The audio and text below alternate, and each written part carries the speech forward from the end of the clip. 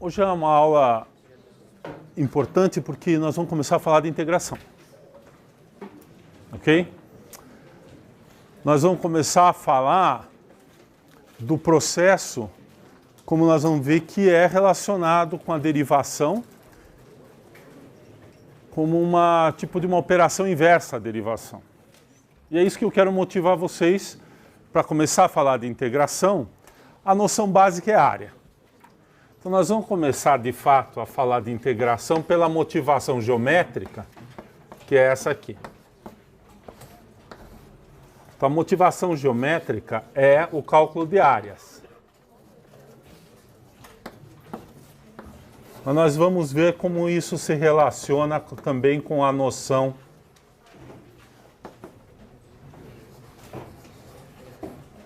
depois de antiderivada ou a noção, por exemplo, de calcular uma distância percorrida se você conhece a velocidade, que é um problema associado. Mas a principal motivação da integração, do ponto de vista, inclusive, da própria definição de integração, é a noção de área.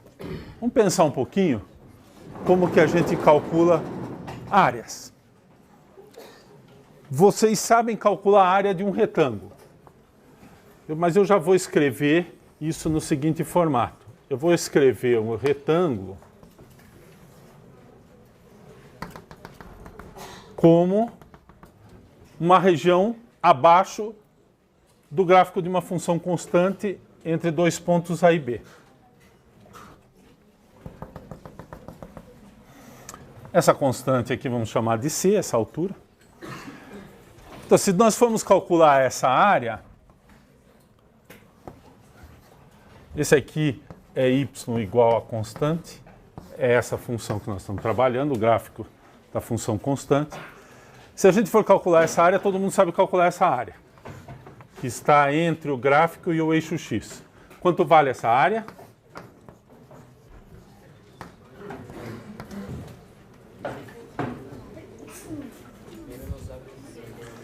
B menos A, que é esse comprimento, vezes C, que é o valor da função. Então, eu vou pôr aqui B menos A, comprimento do intervalo, vezes a altura, que é o valor da função. Muito bem. Vamos pensar uma outra função.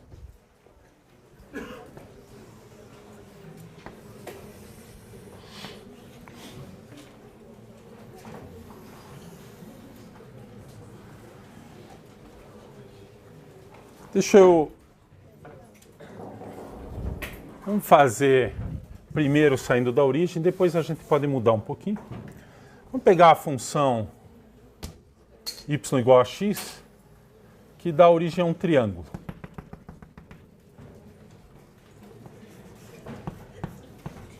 Seu gráfico de y igual a x, entre 0 e esse ponto aqui, que nesse nosso caso é B, o A é o 0. B menos 0 está associado ali também com aquela situação. Aqui é x, aqui é y. E agora nós queremos calcular essa área. Nós estamos fazendo geometria. Como que eu calculo essa área?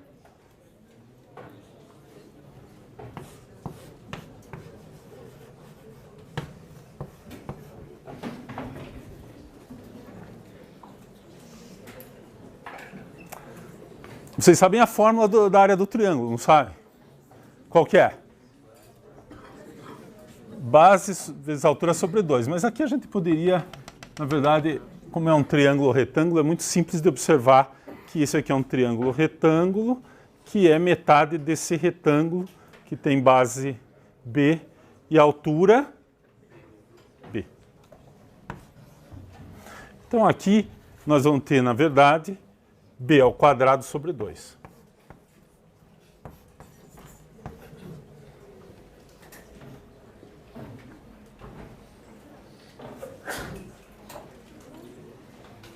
Está correto isso aqui?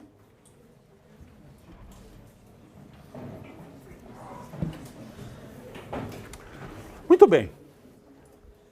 Qual outra figura que a gente sabe calcular a área? A gente pode generalizar um pouquinho essa situação e variar a inclinação aqui da reta. Y igual a AX ou MX, certo? Mas eu vou começar com isso aqui, é só uma variação. Eu tenho retângulo, tenho triângulo, e claro, a gente pode começar a combinar triângulos e retângulos. Eu, por exemplo, poderia ter uma função que fica constante, depois que desce, depois que sobe, e eu vou decompondo isso em triângulos e retângulos, e todos esses eu sei calcular a área. Então, aparentemente, eu sei calcular a área abaixo de um gráfico entre a curva dada pelo gráfico e o eixo x, desde que esse gráfico sejam segmentos de reta. Que é só agora começar a colar esses pedaços, eu vou ter pedaços de retângulo e pedaços de triângulos, né? E triângulos. O que mais que nós sabemos calcular a área? Por exemplo, se eu pegar y igual a x ao quadrado. Próximo exemplo, né? A gente começa, em geral, as funções, a gente começa y igual a x, y igual a constante, y igual a x, e eu posso fazer y igual a x ao quadrado, por exemplo. Que vai até um certo ponto B aqui. Esse ponto aqui é B ao quadrado. Eu gostaria de tentar calcular essa área aqui. E agora? Quem sabe calcular essa área? Sem usar a integral.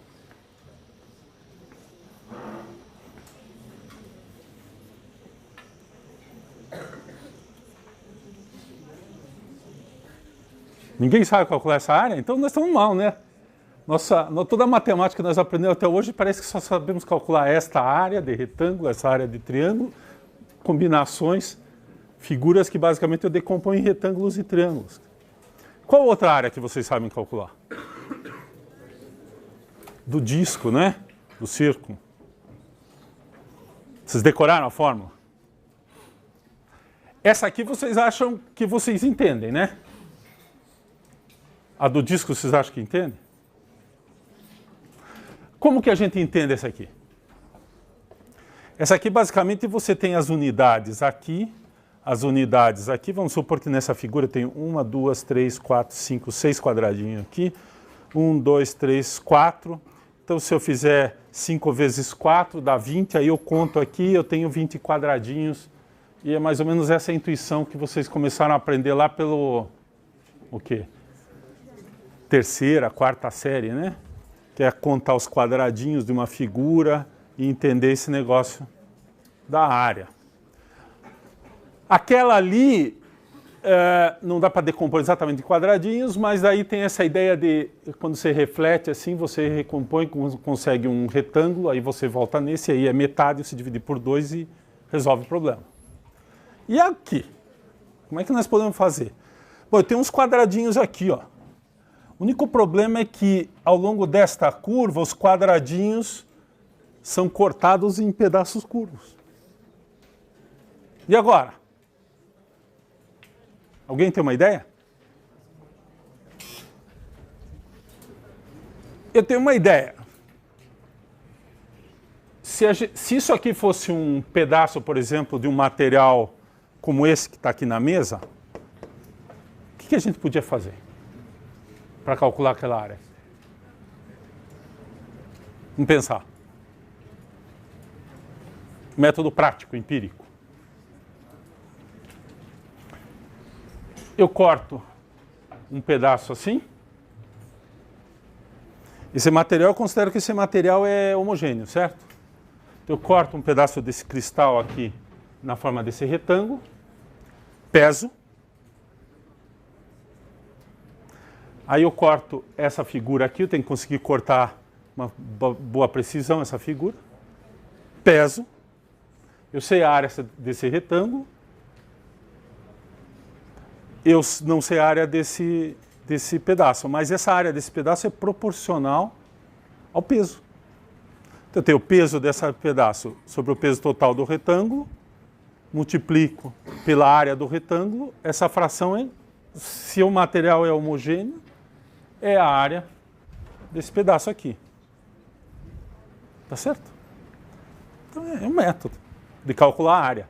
E é uma noção bem intuitiva de área. Se nós estamos supondo que o material tem espessura constante e tem densidade constante, o volume vai ser proporcional à área. Exatamente. Então é um método, mas esse método é bem complicado, né? Porque eu tenho que conseguir cortar com precisão e tal. Vai ser uma área dentro de certos limites de precisão e também da minha tecnologia de medir, primeiro de cortar e depois de medir esses pesos. Muito bem. Então nós precisamos de algum outro jeito de fazer esse negócio sem precisar fazer isso. Né? Se cada vez que a gente fosse medir a área de alguma coisa a gente precisasse fazer essa conta, ia ser meio complicado. Então, qual seria uma sugestão? Vamos tentar aproximar. Como é que a gente poderia tentar aproximar essa área?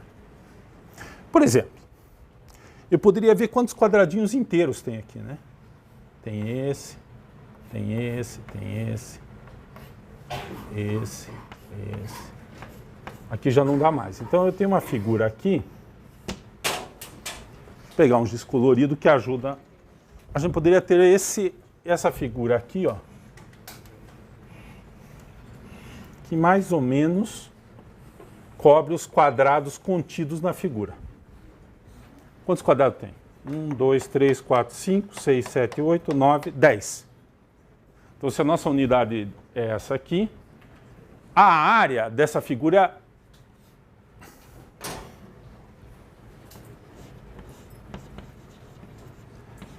é claramente maior do que 10 unidades de área.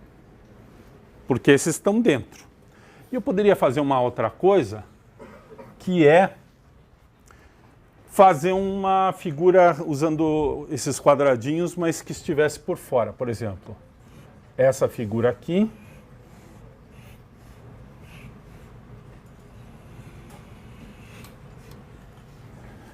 E depois isso aqui. Contém a minha figura. Vamos contar quantos quadrados tem? 1, 2, 3, 4, 5, 6, 7, 8, 9, 10, 11, 12, 13, 14, 15, 16. Errei aqui, né? 3, 6, 8,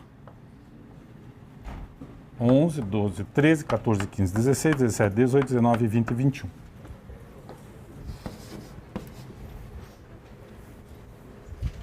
Tá muito bom isso aqui, né? Mas a gente poderia fazer o seguinte. A gente podia subdividir. Em vez de usar essa unidade aqui, a gente podia usar 1/10 dessa unidade. Então eu divido cada pedacinho desse em 10 pedaços. E o que vai acontecer é que daí eu vou, quando eu olhar tanto por dentro quanto por fora, esses dentinhos aqui vão ficar muito menores. Por exemplo, eu poderia dividir pela metade primeiro. Então eu teria, na verdade, aqui, por exemplo, né, esse por fora e aqui por dentro eu ia incluir mais um pedacinho. E aí eu ia somando esses pedacinhos. Os que estão por baixo e os que estão por cima. E, na verdade, o que vai acontecer aqui é que, quando eu fizer por cima, por exemplo, eu posso diminuir e tirar uns pedaços desse. Então, eu vou apertar aqui, vou aumentar desse lado, porque eu vou cobrir uma parte maior interna. E vou diminuir aqui, porque eu vou jogar fora uns pedaços desses que estão por fora, que estão sobrando. Então, eu posso fazer uma outra estimativa aqui, dividindo esses quadrados por 2. Dividir só nessa direção. E aqui eu vou ter um número M. Vamos dizer, se essa aqui é uma unidade, a gente pode chamar esse aqui de M1 e esse pequeno aqui de M1. Se eu uso metade da unidade, eu posso chamar de M2 aqui e M2 aqui. E assim por diante. Depois posso dividir de novo cada pedacinho em 2 partes e assim por diante. E vou cada vez refinando mais. Na verdade, essa sequência aqui, ela é assim. Eu tenho a minha área, que eu não sei calcular exatamente, e vou ter uma sequência assim. A minha área está aqui. Eu vou pôr menor ou igual, porque de repente essa figura aqui, nesse caso, nunca vai ser igual, mas poderia ser em princípio. E eu tenho uma sequência aqui.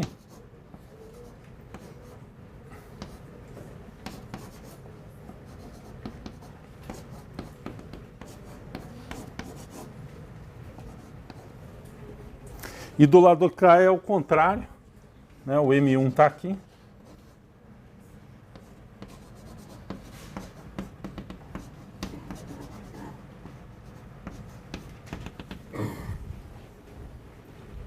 onde eu vou subdividindo o meu intervalo aqui, uma possibilidade, o 1 aqui é a unidade, o 2 lá, depois eu uso uma subdivisão que é metade e assim por diante. Pode ser outras maneiras, mas basicamente a ideia é subdividir esse intervalo aqui num certo número de subintervalos e depois ir refinando isso de alguma forma. Essa aí é uma ideia. E aí? O que pode acontecer? A gente tem a esperança de que se a gente fizer essa sequência, que cada vez eu faço uma subdivisão aqui mais fina e jogo fora pontos, né, uma parte do que está sobrando e acrescento uma parte do que está faltando, eu vou obter, na verdade, o que a gente está fazendo é fazer um dedilhar, uma escadinha aqui, e ter uma escadinha por baixo e uma escadinha por cima. Basicamente é isso. Certo? Nesse caso. E daí a gente usa essas escadinhas e conta a altura dessas escadinhas, do que está por baixo, do que está por cima, fica uma parte por cima, uma parte por baixo, só que a tendência é isso ficando cada vez mais próximo desse valor real, entre aspas, que eu gostaria de dizer que é a área. Esse processo aqui é um processo, em princípio, infinito, né? Porque eu vou subdividindo, eu nunca realmente... A escadinha nunca vai ser a parábola. Porque a parábola é uma curva contínua e diferenciável e suave. E escadinha sempre tem cantos. Então não vai ser nunca, esse método aqui nunca vai, em certo momento, parar e me dar exatamente a área. Mas nós não temos mais problema com processos infinitos, né? Essa é uma sequência de pontos. E ele pode ter limite, não pode? Nós já aprendemos a calcular limites. Então, essa sequência aqui pode ter um limite. E se esse limite do mn, quando o n cresce, que vai caindo, e do m pequeno, n, que vai subindo, se os processos de limite eles forem iguais, esse é o nosso candidato para ser a área. Que isso significa que nós realmente, né, quando n vai para infinito, eu subdividir aquele intervalo cada vez mais. E a tendência é, então, chegar num certo valor. E esse valor é comum. E se esse limite existir e for comum, para a sequência dos m grande e dos m pequeno, eu chamo isso aí da área daquela região. Se vocês pararem para pensar um pouco, não tem um outro jeito de tentar calcular essa área. O único jeito que vocês podem pensar é parar num certo n e dizer, olha, a área, eu estou satisfeito em dizer que a área dessa região embaixo dessa parábola é aproximadamente tal e o erro é mais ou menos tal. Porque daí você pode parar ali, calcular o próximo e ver quanto que é né? A diferença entre o menor, esse cara e esse aqui, basicamente... Você pode dizer que está no meio deles, pode fazer a média deles e dizer, é isso, mais ou menos isso, porque você sabe que vai estar naquele intervalo. E dá, se você fizer esse processo para 10 vezes essa subdivisão, ou 20 vezes, você vai provavelmente ver que esse número que aparece aqui, esse número que aparece aqui, a diferença já está na quinta casa decimal, na 10ª casa decimal, e para todos os efeitos você já sabe quanto é essa área. Então, do ponto de vista prático, esse método resolve o teu problema desde que você estabeleça qual é a margem de erro admissível. Mas os matemáticos não ficam satisfeitos com isso. O matemático quer um número exato. Às vezes não dá. Mas será que nesse caso dá?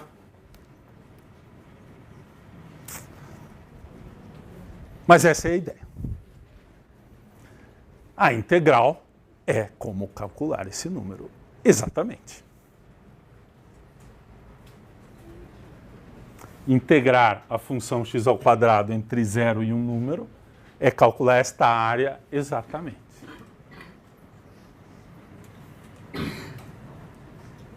Ok? Então nós vamos fazer isso agora.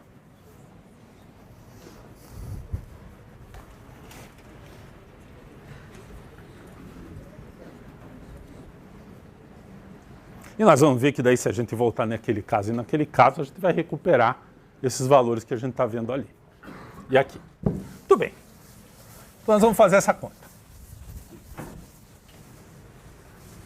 Vocês vão dizer, pô, mas vai aparecer uma expressão que vai depender daquele n e nós vamos fazer o n ir para o infinito. Hã? Na verdade, é uma expressão que a gente calcula só para números inteiros. Nós vamos entender assim. Mas ela é uma expressão que, né, pode ser calculada para qualquer número. E a gente vai fazer uma sequência. É como se a gente estivesse olhando a função só sobre os números inteiros. Não esta função. A função que nós vamos calcular vai ser basicamente ou uma sequência por baixo ou uma sequência por cima. A gente pode escolher, nesse caso, qual delas. E a gente vê que tanto faz. Então, vou fazer o desenho de novo aqui.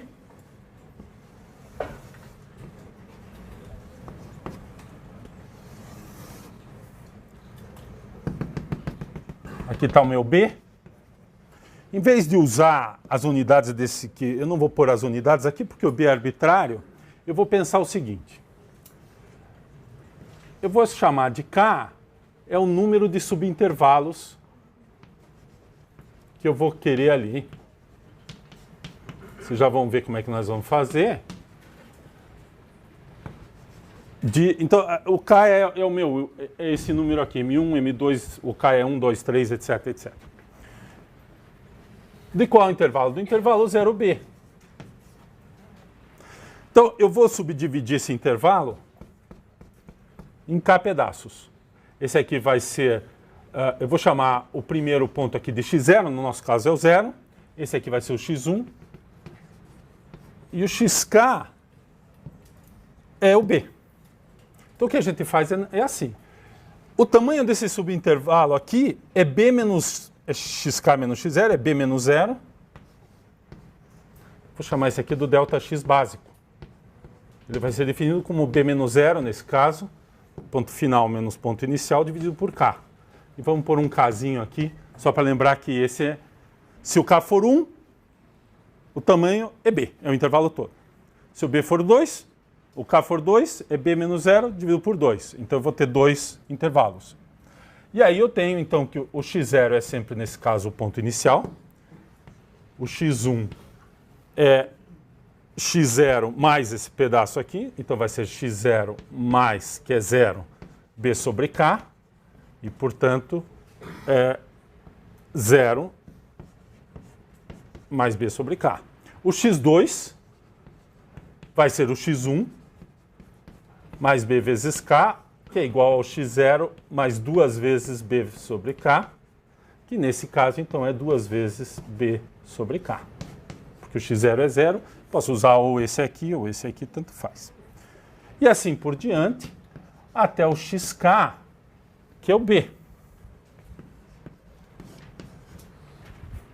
Porque na hora que eu... Então, veja, o x1 é 1 vezes B sobre K. O x2 é 2 vezes. O x3 é 3 vezes B sobre K.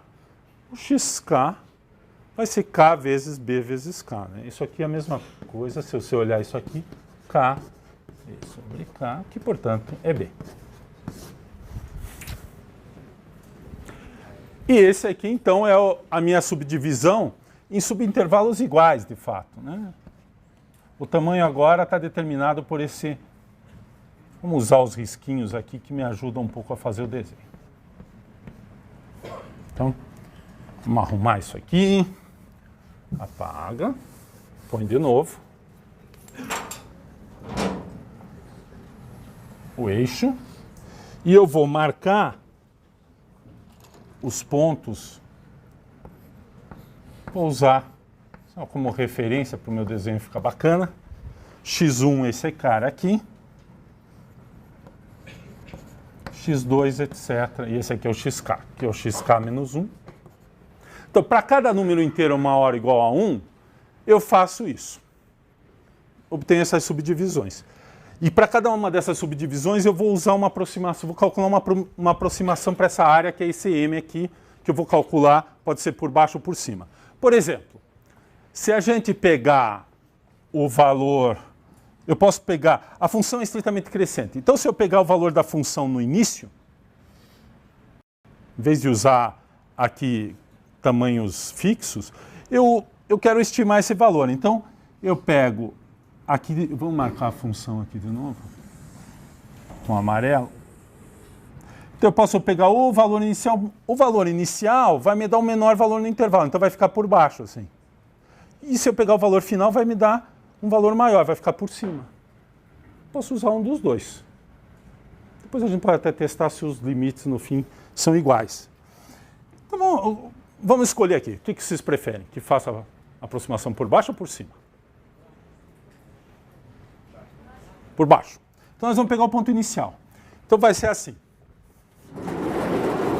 Depois eu volto ali no desenho, mas eu vou escrever primeiro. E daí a gente escreve. Então, como a função é crescente, eu vou fazer o seguinte.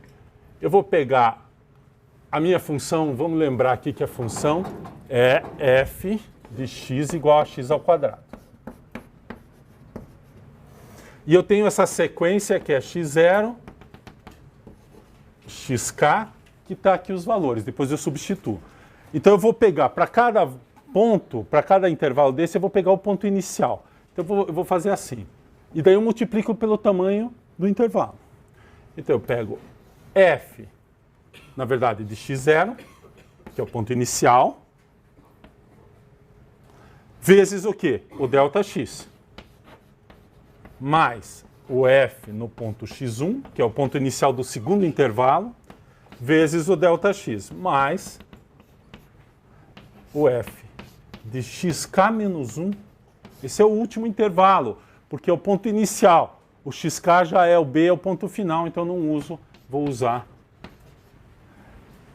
Esse número aqui é basicamente, eu vou chamar esse número de, vamos usar a letra minúscula, mk, que está por baixo. E na minha figura é o que isso aqui? É assim. O ponto inicial aqui é o zero.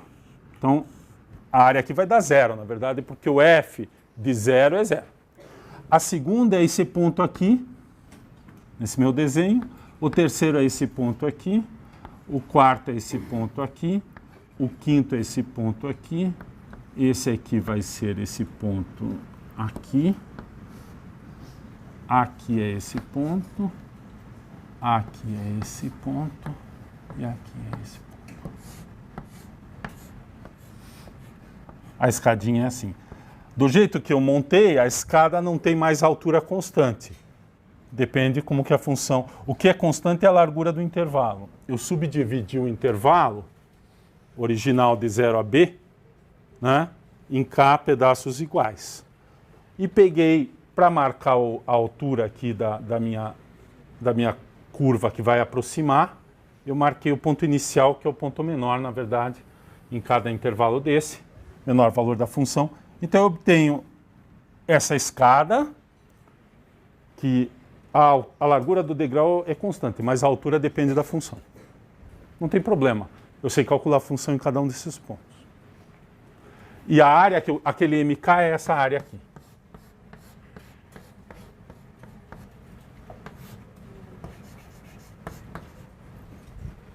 Para esse valor de k.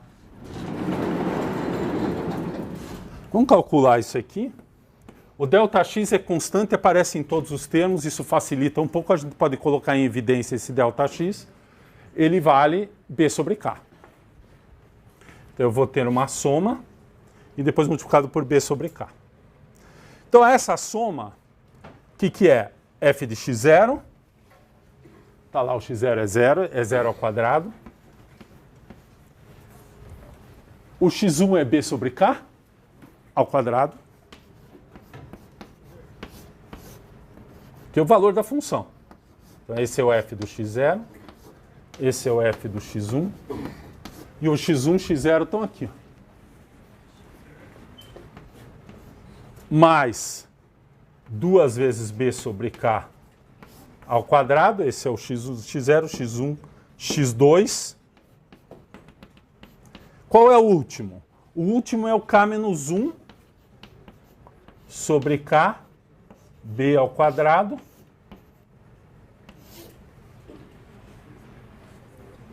ΔX. O ΔX é B sobre K. Aparece de novo aqui.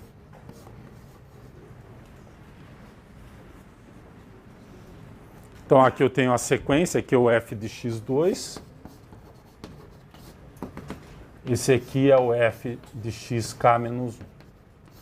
Então, vejam que essa fórmula seria uma fórmula geral para qualquer f. No caso, então, que a gente está trabalhando, o ΔX vale B sobre K, porque é B menos 0 sobre K, a largura do subintervalo. E esse aqui já é o valor da função, então já é o caso especial da função x ao quadrado, já apareceu nessa parte. Esse aqui é o tamanho do intervalo, que é uma coisa que não tem muito a ver com a função, mas essa expressão aqui vem da função. E eu coloquei em evidência, o ΔX está multiplicando todo mundo aqui, então ele aparece aqui. É o tamanho do intervalo. Né? xi menos xi menos 1, e variando aí de 1 até K. Ele é sempre igual. Por construção. Nós construímos assim. Tem muitas maneiras de fazer essas aproximações. Essa aqui vai ser a que a gente vai usar esse tipo de aproximação. Basicamente, divide o intervalo em subintervalos iguais e depois pega o valor da função, que pode ser... Na verdade, a gente poderia pegar qualquer valor da função no intervalo que você está considerando. Poderia ser o ponto inicial, ponto do meio, ponto final, qualquer ponto. Nós escolhemos, no caso da função crescente, o inicial de cada intervalo, que me dá essa aproximação por baixo aqui. Então, o que eu sei, eu ainda não sei calcular a área, mas eu sei que cada número desse é menor, ele tem essa propriedade aqui, porque aquela área vermelha ali está por baixo da minha área, está contido dentro da minha área original. A função degrau que aparece aí, essa escada, ela está por baixo da minha função original. Então, essa expressão que está aqui, a gente pode agora dar uma arrumada nela. Novamente, nós temos agora uma... Vamos lá? Eu tenho o MK, vamos escrever... Então, eu tenho aqui 0. Observem que o B aparece aqui em todos os termos. B, então eu tenho um B ao quadrado aqui. Então eu posso colocar em evidência esse B ao quadrado. Depois eu tenho 1 sobre K, 2 sobre K, K menos 1 sobre K também ao quadrado. Então vamos lá.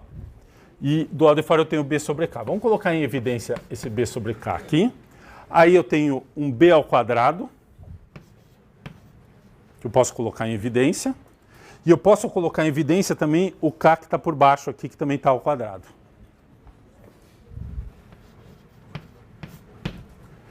E isso aqui fica multiplicado. Agora vai ficar só a expressão que está variando, que é 1 mais 2 ao quadrado, mais 3 ao quadrado, até K menos 1 ao quadrado.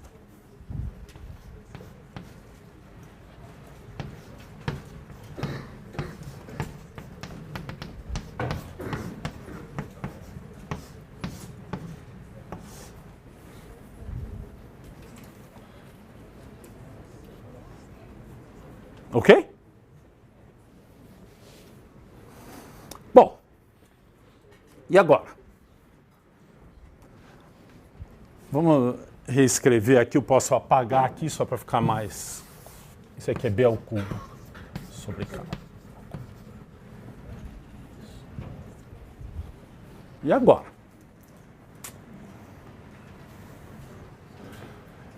O que eu queria fazer é ver como que esse número varia à medida que K aumenta. Então, nós podemos fazer o seguinte. A gente ainda não sabe o que acontece. Qual é o problema aqui? Tem um problema aqui. O B é constante, é o valor é a largura do intervalo ao cubo. Basicamente esse número aqui, né? O problema aqui é que esse cara está crescendo, mas essa expressão aqui também está crescendo. E tem um problema que essa expressão é uma soma de quadrados que está aumentando de tamanho. Ela não é um polinômio. Assim, né? Isso é um polinômio, só que, aliás, é um polinômio de grau 2 em K. Aparentemente é isso, né? Assim, cada expressão. Mas só que esse polinômio cresce de tamanho para cada K. Então, não é bem uma coisa que nós estamos muito acostumados a fazer, né? De qualquer forma, a gente pode começar a experimentar um pouquinho, né? Que a gente sempre, em matemática, a gente ainda não sabe fazer direito, a gente testa. Então, vamos testar alguns números. K igual a 1. O que é o K igual a 1? O K igual a 1... o K igual a 1 nesse caso, nós temos que tomar um certo cuidado, porque se você colocar aqui K igual a 1, isso aqui dá 0, né? Se você voltar aqui na expressão, o K igual a 1, na verdade, é o intervalo todo e eu pego o ponto inicial. Por isso que aparece aquele K igual a 0, que é estranho, né? Ele começa a 1, 2, 3, tal, tá subindo e de repente K menos 1 dá 0. Então, na verdade, se você olhar, isso aqui é o caso especial exatamente em que é 0 a expressão. Então, o M1 é 0. K igual a 2. Esse aqui já vai ser um pouco mais adequado aqui. Vai aparecer 2 menos 1, 1. Então, só tem o primeiro termo. Então, o M2 vai ser B ao cubo vezes 1 sobre K ao cubo, que é 8.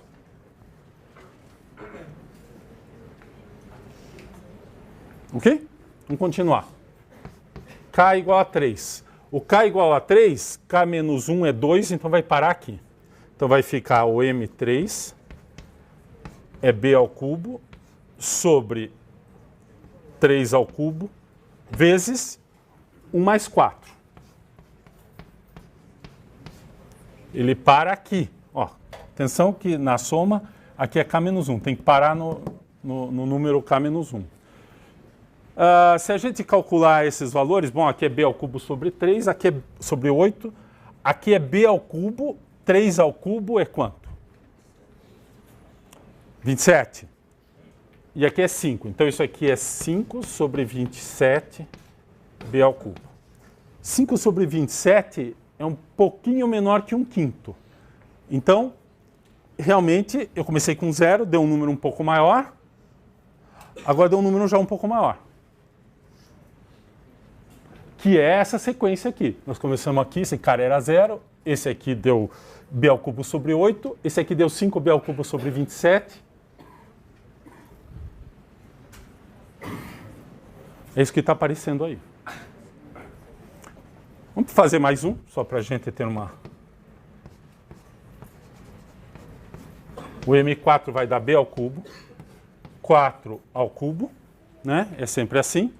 E aparece vezes 1 mais 4 mais 9. Que vai parar aqui, ó. O K menos 1 é 3, para no 3. Isso aqui dá quanto? 4 a terceira é 64, aqui é 5, aqui dá 14. 1 mais 4 mais 9 dá 14. 14 sobre 64 é 7 sobre 32B ao cubo. Então, esse número aqui, se você comparar com esse número aqui é maior do que esse. Tá? Porque aqui é 1/5 mais um pouquinho embaixo. Aqui já é 1/4 mais um pouquinho embaixo. Então já é um número um pouco maior. Ou seja, a nossa sequência está andando aqui. O M4 já está. Mas não está assim, né? Aquela beleza, porque não sabemos ainda como fazer essa conta. E aí? Então, o que nós precisamos é que esta expressão eu consiga, quando o K vai para infinito, aparentemente, realmente, olhando assim, é difícil de dizer, mas agora olhando assim, parece que esse número ele está aumentando, mas a diferença, né, quando eu passo daqui para cá, depois daqui para cá, está diminuindo. Então, ele deve tender para um certo número que nós ainda não sabemos exatamente quanto é. Então nós precisamos ter um jeito de tratar essa basicamente o b ao cubo é uma constante, é essa expressão dividida por essa que nós precisamos saber tratar. E isso nós vamos fazer aqui em cima. E eu vou precisar da ajuda do livro, porque essa aqui é uma identidade. Então, o que nós vamos mostrar é que a expressão 1 mais 2 ao quadrado mais 3 ao cubo mais 3 ao quadrado mais, nesse caso, k menos 1 ao cubo é igual a um polinômio que depende só de k. É um polinômio fixo que depende de k. E nós vamos ver que isso é um polinômio de grau 3, basicamente. Nós vamos precisar calcular esse polinômio. Então eu vou precisar aqui da ajuda do livro. Fala. Hein? Não, é tudo ao quadrado. Obrigado. Tem uma para o k ao cubo também. Tem uma que é para todas as somas ao cubo. Depois a gente vai ver essa também. Nós vamos começar com essa aqui que é o quadrado. E a expressão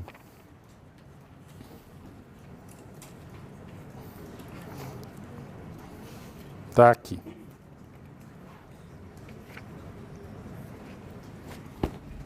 Eu vou copiar. Eu vou pôr um número aqui. Eu vou escrever n aqui, porque eu vou escrever em função desse último, né? Depois a gente substitui o k para ver quanto é que dá. A expressão em função de n, eu vou escrever aqui, é assim. N vezes n mais 1 vezes 2n mais 1 sobre 6.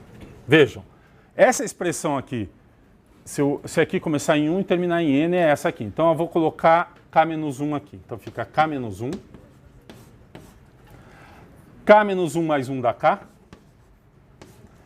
E 2k menos 1 mais 1 dá 2k menos 2 mais 1. Então aqui vai ficar 2k menos 1.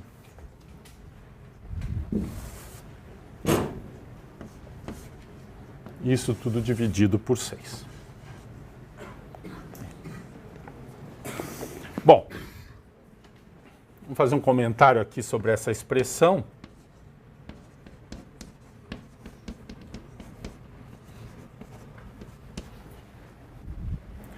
Essa identidade, alguém tem uma ideia como é que mostra isso?